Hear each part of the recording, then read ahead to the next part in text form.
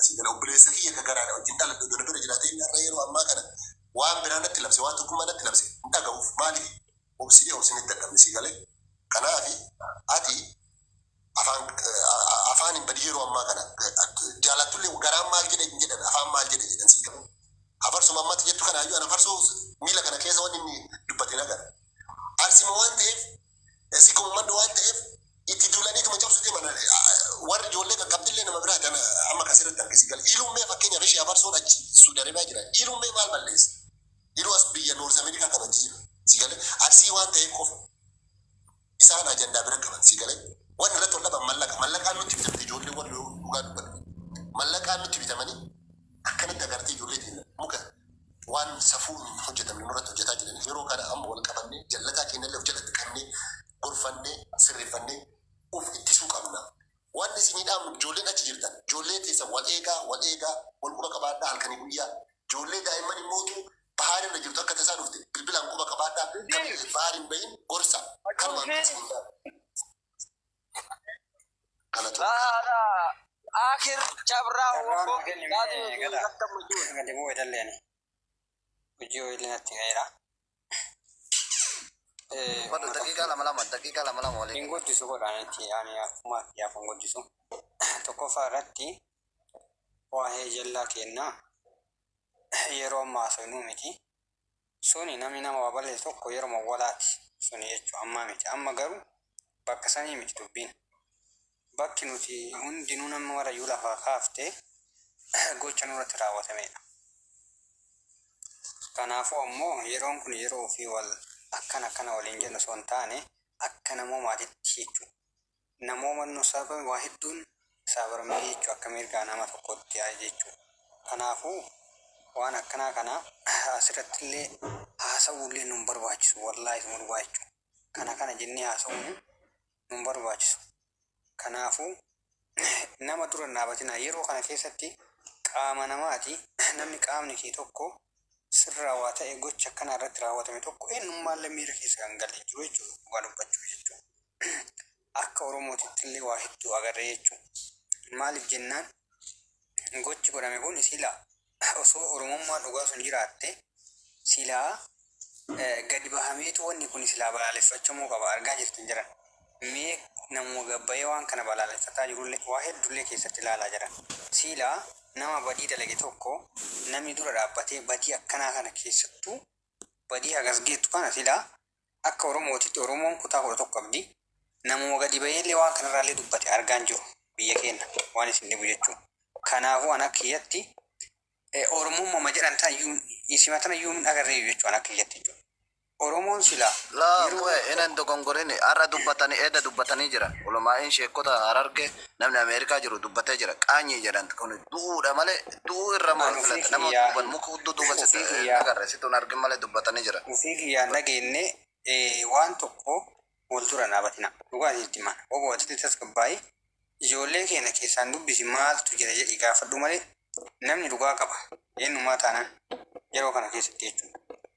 Kanaafuu walillee narrabsina yeroo ammoo nama kenna kana jechuun nu barbaachisamu. Sa'a kana keessatti sa'aan ati akkasitti irraa haasoitu miti. Saniyyuu miti dubbiin. Sababa sanii miti.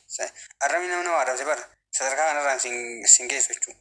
Kuni duguuggaa sanyii keetii sirratti raawwachuudha. Sii galee kan akkas ilaaluu qabdan malee nama keenya akkana jedhee sababa nama keenya akkana taane waan akkasii keessaa ba'a. Wallaahi isuma dhugaa waan akkasii keessaa ba'a. Waan akkasitti ilaalamuu miti dubbiin jechuudha. Agan macam berbeda, nak furca.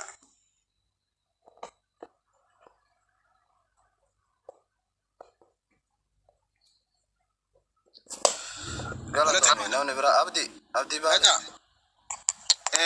Nama as jala Dubbata kun biran jiru abdi kan dubbata irratti waan hin taane barreessu xiqqoodhuma warra afaan Amaaraa barreeffatee yaa'u ka Oromoo si jammar Oromoo miti Oromoo warra hin ta'in sanniin namallee warra hin ta'in sanniin ani mataa kiyya keessatti warra kalaas bineensa awreedha jedhee awreen illee akkas dalagaan jiru namaa gaditti bineensa gaditti an qabadhe kana as jalatti nu jala dhaaba gastii keessan jalan dhufin namummaa sammuu keessan keessa akka isaan nama ta'initti wanna godhadhaadha manni kunniin kana booda namummaa isin biraa qabaachuun qabu sabummaa walitti qabaachuun qabdan, amantaa walitti qabaachuun qabdan, akka illeen ilma keenna nama keenna tokkummaa inni duraan itti qabsaa'u, tokkummaa inni duraan qabsaa'uuf wayita lafichoo san, wayita kabajaa walii jiru san, wayita namummaan jiru san, wayita jaalalli jiru san, tokkummaa inni qabsaa'uuf santu waan qabaterraan ka'u santu keessa isaa jira. Kanumaaf waan biraa dubbata. Even hafarsoon itti duulamuu hin qabu yeroo kana keessatti. Wanni nuti badaa keenyas bakkiteen yeroon itti gorfannu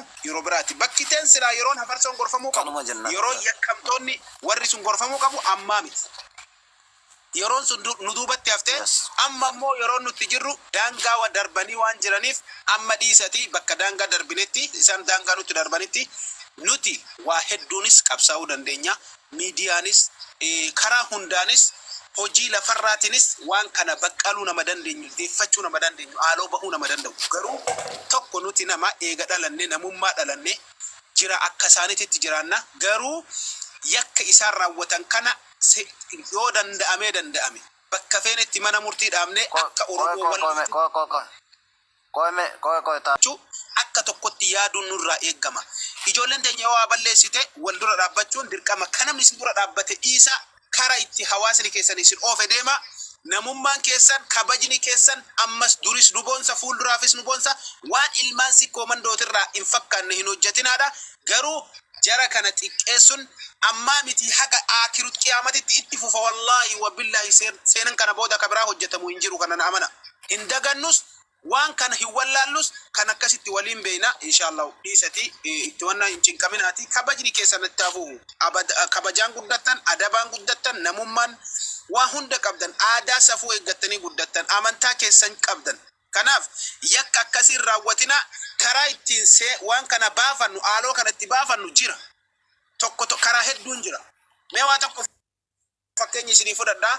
Warroota nama ajjeesaa turan, warroota akkan taane nama gubanii nyaataa turan haga ammaatitti isaantu waqqasamaaf. Warroota kanneen kasiniin jedhu yakkoota Itoophiyaa keessatti raawwatame waggoottan lamaan darban jechuudha. Haga ammaattu isaantu itti xiqqaata. Isaantu miidhama malee isiniif waan nama tokkotti isinirraa akkas ta'e.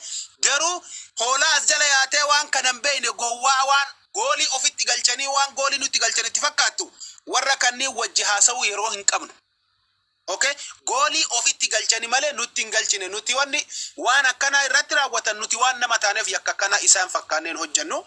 Yakkoota warra raawwatan isaan ofii miidhaman an ilma walluu ta'ee silaa yeroo kanatti wallaahi wa billaahi afaan kanaan akkanatti afaan baasee dubbachuu hin danda'u. Ofitti saalfadha. Namummaa sarbame, amantaa nuti qabnu sarbame, sabummaa keenyatu sarbame, waa hunda xiqqaanne jechuu osoo gaafsan akkas taane jechuu. Maaliif akka wallootti mataa lafa kaayanii yeroo itti deemanii dhiifama hawaasa addunyaas gaafatanii warroota itti yakkamanis gaafatanii ijoollee yakka irratti raawwatan san deebisuu danda'an osoo akka hawaasatitti dhaabbata qabatanii waa waliin dhaabbatanii qabatanii jarri jagnummaa itti fudhaadaa jiranii dhiifama wallaala isaaniiti. Wallaalli isaa wallaalummaa miti kun quufaa isa kanana. Okay, jalqabni wallaala isaanii kana waan ta'eef kanaaf tuffiin nu qaban sigalee ilama waan takkitti jedhan amma tuffiin isaan nu qaban akkanatti hu miidhamne xiqqaan keenya kadhata guddaan keenya kadhata haadha agartan ufassa torbee ga'uuf deema guyyaa 5-4 sigalee ufii nu miidhanii ufii miidhamnet kadhanne kadhaan sodaa fakkaata sigalee akka waan nu ji'a sagalitti hin dhalanne jallee miti qawwellee yoo ta'e tokkofnetti agarsiifna nu nama agartee daangaa karrayyuuti fi wanni itti guddatin sigalee hidhannee isaan caalaa burra isii keessaa baasuu dandeenya. Qawwee hidhannee walloo akkana dhiirummaa isaanii diina ofirraa dhoorgi utuu akkanarra hin jirre ilma keenyarra raawwatan. Haa ta'e raawwatanii oromummaa tanaa jennee obsine liqimsine bakka amara kun qabu nama tokkicha jenne xiqqaan kadhata guddaan kadhata waan isaan haasanii argitan. Kuni xiqqii keessa nu galchuu qaba. Wal ijaaruu qabna. Dhaabbanne nutu wal cabsaaf diinni akkanatti agartee ka keessallee ka alallee nu cabsa. Wal qabachuu qabna. Wal tiisuu qabna. Wal gorfachuu qabna. Sigalee jallataan kennan maraatallee gaafa nu ta'uu qaba bar. Abarso maraataadha gaafa nu ta'uu qaba garuu. Sigalee maraatallee gaafa namaa ta'uu qaba gaafa gosaaf ta'uu qaba. Kanaaf an nama gosummaa faarsullee miti dirqamatu gosummatti na galchaara. Guyyama takka miidiyaa kanarratti ol bahee waa'ee gosummaa faarsin beeku. Garuu ammoo kun wanni amma raawwatame kun gosummatti na galcha. Oromummaa keenya jibbisiisii galee edaa jibbii hagana ga'u kuni ka jedhu ummata Harargee ka ollaa wajjin jiru kanatti xiqqoo jaarsuun malleen taatu waan linnoo wajjin dhaabatee hojii rakkataatiin hin jiru. Namni gosti biraa la kutaan bira gocha kana balaaleffatu dhiisiti. Nutti duulan nu arrabsan nu miidhamne nu daa'ima keenya agartanii akkasitti mukatti shitanii balaaleffatanii silaan wajjin dhaabbachuu qaban. Agartee komantiin argitan mana mee wayii jala dhaqaati ilaala. Nurratti duulama jechuudha. Ummata keenya kabajamaa ummata Harargee alatti galata nu biraa qaban. Oma fedhe